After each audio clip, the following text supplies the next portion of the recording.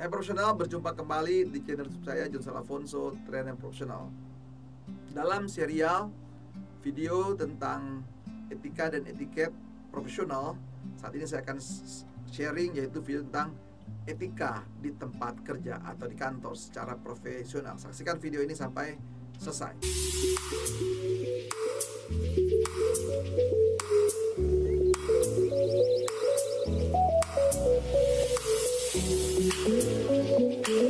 Etika di kantor itu manfaatnya banyak ya, menjaga terciptanya hubungan yang harmonis ya antar individu dalam perusahaan maupun dengan pihak di luar perusahaan. Nah, itu diketahui. Kemudian juga menciptakan sikap saling menghargai, menghormati sebagai dasar untuk membangun suatu kerja bersama. Mendorong semangat kerja dan antusiasme dalam bekerja. Membangun citra diri positif bagi setiap individu dalam perusahaan. Membangun citra positif bagi perusahaan. Karena kalau bicara etika di kantor, nanti sahabat sekalian akan berhubungan dengan bawahan, dengan atasan, rekan kerja, dengan customer, dengan supplier, begitu ya, atau dengan government. Jadi itu etika kantor, karena etikanya harus profesional. Etika di kantor atau dalam konteks profesional di sini yang paling banyak dibicarakan secara umum adalah penampilan. Nah, penampilan itu kan menjadi simbol ya, simbol Anda, lalu letak kaitannya dengan bisnis Anda. Kalau Anda pakaian sembarangan, ya nanti orang membuat nilai. Kan orang begitu bertemu dengan Anda, pertama dia akan melihat itu dalam waktu 20 detik. Dia akan melihat dari ujung rambut Anda sampai ujung kaki Anda. Perhatikan scan-nya 20 detik. Lalu di situ ada kesan. Nah, kesan muncul apa tuh? Kesan profesional, kesan dia dihargai atau tidak, kan gitu ya. Bisa menilai dengan cepat, itu sudah refleks setiap manusia. Dia scan 20 detik, lihat langsung bisa dekat nggak kira-kira, bisa nggak bangun hubungan yang baik. Nah, jadi penampilan di sini. Nah, penampilan itu berarti seluruh aspek ya dari fisik Anda. Nah, lalu bagaimana cara menyampaikan, mengkomunikasikan diri Anda. Jadi penampilan itu membangun image ya, kesan tentang pribadi Anda dan organisasi Anda. Makanya ada yang menggunakan seragam kan begitu ya, supaya jelas identitasnya lengkap. Nah, penampilan juga merupakan citra diri yang terpancar dari seseorang, menunjukkan siapa kita sebenarnya dari penampilannya. Lalu berikutnya penampilannya menjadi kesan awal, akan menentukan hubungan selanjutnya. Karena percaya, karena ini kesan, image ya, bisa nggak masuk. Penampilan juga merupakan sarana komunikasi. Ini loh, saya orang baik, orang sopan dan sebagainya. Cara berpakaian bisa ketahuan gitu ya. Kemudian penampilan juga merupakan langkah awal untuk meraih suatu keberhasilan. Nah, di sini pentingnya penampilan, tetapi bukannya yang terpenting. Penampilan itu penting, tapi bukan yang terpenting, tapi harus melakukan itu, sahabat sekalian. Penampilan faktor dari luar diri Anda. Nah, itu yaitu menjaga kesehatan, kebugaran, dan kebersihan diri Anda. Itu penting sekali, sahabat sekalian ya. Karena ini impresi pertama ya, kesan pertama. Lalu tampilan secara keseluruhan, yaitu apa saja? Ekspresi Anda, bahasa Anda, tubuh Anda, pakaian Anda. Jadi sini tampil keseluruhan. Kemudian juga menjaga sikap tubuh yang seimbang supaya Anda nyaman. Cara berdiri, cara duduk, cara berjalan, itu semua dilihat, sahabat sekalian ya. Apakah ada di hadapannya orang profesional? Tidak kan gitu kan ya. Lalu menunjukkan ekspresi wajah yang simpatik, menghargai, bukan merendahkan, bukan melecehkan orang lain.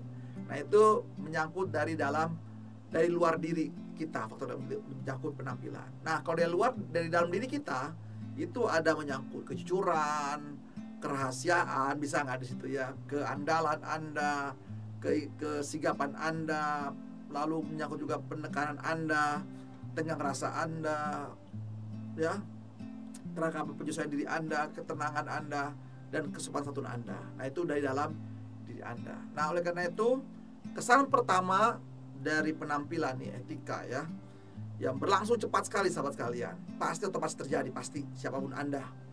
Mungkin bisa berubah meskipun first impression itu tetap melekat, bisa berubah. Cuman kan kesan pertama, selanjutnya terserah Anda. Nah, jadi lihat ya dari mukanya, wajah, mata, dan dilihat ya suaranya, itu dilihat semuanya, kesan pertama di situ. Mantep atau tidak, berlanjut tidak komunikasinya. Penampilan di sini tampil percaya diri. Nah, tentu kan bagi Anda profesional, apapun tujuan Anda harus dimulai dengan kepercayaan diri. Nah, itu percaya diri artinya apa? Anda berani tampil berani sesuai keberanian Anda. berani menyampaikan pandangan pendapat Anda, dan tegas membuat keputusan. Nah, ini kan percaya diri, akhirnya Anda bisa tegas. Berarti apa yang harus dilakukan supaya Anda pede? Tentu semuanya harus dipersiapkan dengan baik.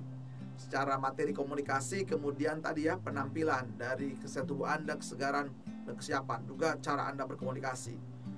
Postur tubuh Anda juga mantap, tidak membungkuk dan seterusnya. Dan ini sengaja dilatih untuk menunjukkan bahwa Anda profesional yang penuh percaya diri.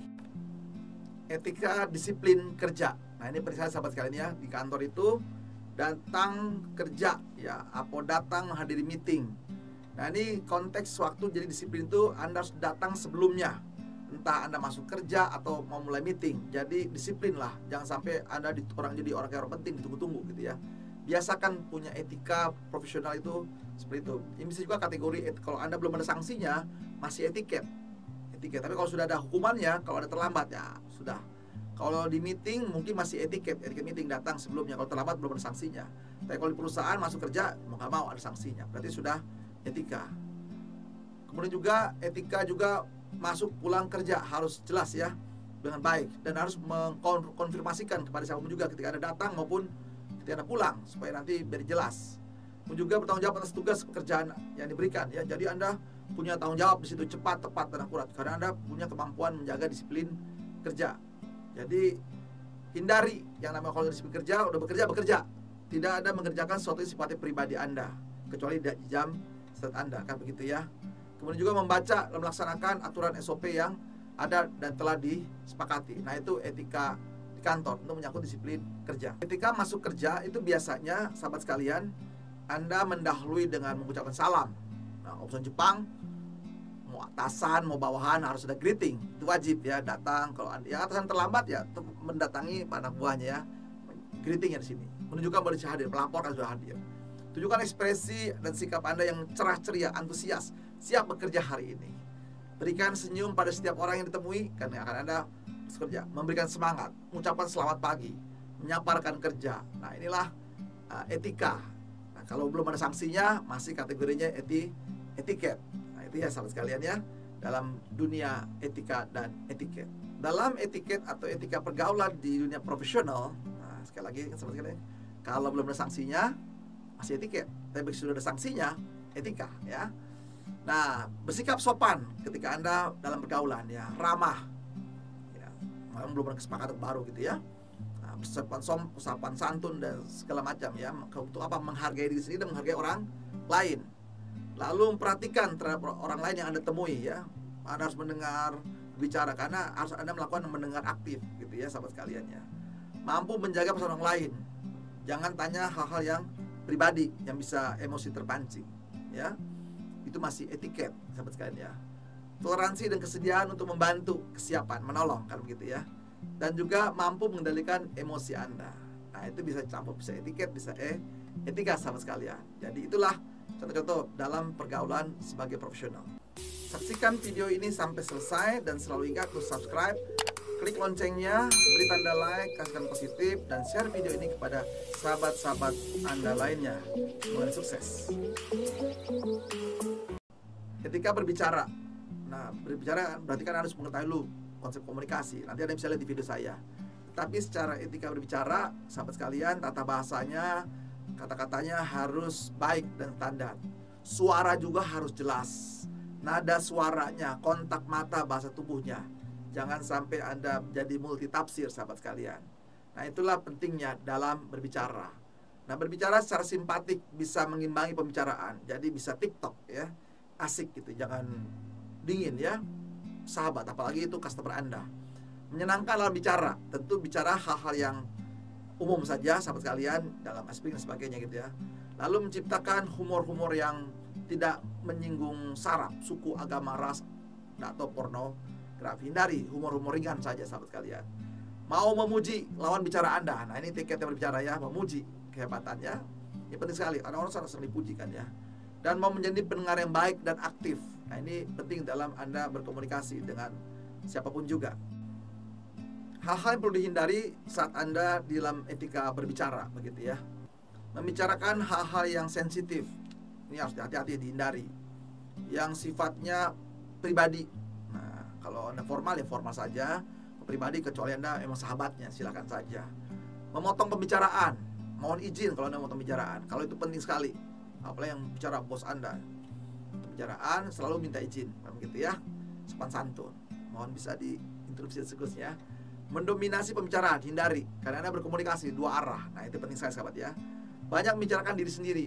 Wah, ini sombong, menyombongkan diri. Nah, itu harus dihindari dalam etika atau etiket berkomunikasi. Etika berhubungan dengan atasan. Nah, yang atasan yang ada sahabat sekalian ya. Selalu kita menghormati karena dia atasan. Menghormati sesuai jam kerjanya ya. Walaupun Anda lebih tua, atasan lebih muda, tetap harus menghormati dia atasan yang mengatur Anda. Hormati. Hargai atasan dengan meminta saran atau petunjuk. Walaupun Anda sudah tahu, tetap kita minta saran-saran petunjuk. Jadi Anda bisa juga mengusulkan sesuatu, bagaimana Bapak dan seterusnya meresponnya. Berikan masukan dan saran-saran yang bijak kepada atasan Anda. Itu etika-etikanya ya. Usahakan tidak membuat kecewa atasan ya, artinya Anda bekerja sesuai standar dan terus mengkomunikasikan dengan atasan. Jangan spontan menolak perintah pada atasan ya. Karena kebiasaan belum apa-apa sudah menolak. Jangan spontan menolak perintah pendapat atasan. Anda kaji dulu, pikirkan. Nah, ada waktu tepat baru Anda sampaikan. Lalu juga jangan membuat malu atasan. Nah, jangan malu atasan ya. Apalagi di perusahaan Jepang, kalau Anda sedang meeting, lalu Anda bersama bos Anda begitu ya. Nah, biasanya bawahan itu kalau mau bicara nggak bisa di etiket standarnya perusahaan Jepang. Kalau dia bawahan hadir, kalau dia memberikan pendapat harus melalui atasannya, nggak boleh langsung. Kalau nggak dianggap tidak punya etiket, tidak punya etika di dalam suatu pertemuan, tidak menghargai atasan. Nah, itu contoh ya, sahabat sekalian, hubungan dengan atasan. Sekarang etiket hubungan dengan rekan kerja. Nah, rekan kerja setara berarti ya. Nah, menganggap rekan kerja adalah mitra kerja, bukan pesaing. Ya, jadi tenang. Lalu kembangkan sikap saling percaya karena saling membantu rekan kerja. Lalu kembangkan kebiasaan ingin membantu, menolong ya, di sini etiketnya ya. Lalu kemudian kembangkan kebiasaan saling mengingatkan, saling tolong menolong, mengingatkan kalau ada kesalahan, jangan dibiarkan sahabat sekalian ya. Kembangkan kebiasaan diskusi yang sehat. Karena ini rekan kerja Anda, hindari terjadi konflik-konflik yang tidak penting, yang sifatnya personal begitu ya. Jangan menjatuhkan teman di depan atasan. Nggak boleh ya, cari muka ya. Wah, itu penting banget. Jadi jangan menjatuhkan teman. Kalau Anda ada masalah dengan teman Anda, selesaikan dengan baik-baik, jangan baik-baik. Silakan lakukan baik dalam hubungan dengan rekan kerja Anda. Etika hubungan dengan bawahan. Tetap bawahan adalah manusia, jadi hargai ya pribadinya sebagai manusia sosial yang perlu dihormati, hargainya. Bangun hubungan personal yang hangat. Jadi kan ada hubungan tahu, kenal, teman, sahabat untuk kepentingan profesional. Jangan terlalu menunjukkan kekuasaan ya. Kalau Anda hebat ya udah, tapi jangan terlalu ya sudah. Hargai bawahan Anda, dia perlu juga dihargai. Bangun pembicaraan yang informal, bisa karena bawahan butuh untuk matching ya, mungkin gaya bahasa berbeda, jadi perlu berikan perintah atau teguran yang secara bijak supaya dia merasa nyaman untuk berhubungan dengan Anda sebagai atasan, dan akhirnya Anda dipuji karena Anda menghargai mereka, akhirnya mendapat respon yang positif. Sebagian Anda sekarang sudah memahami yang namanya etiket di tempat kerja dalam komunikasi dan berhubungan dengan pihak atasan, rekan kerja, bawahan. Nah, semoga Anda paham dan Anda bisa implementasikan di tempat kerja Anda. God bless you.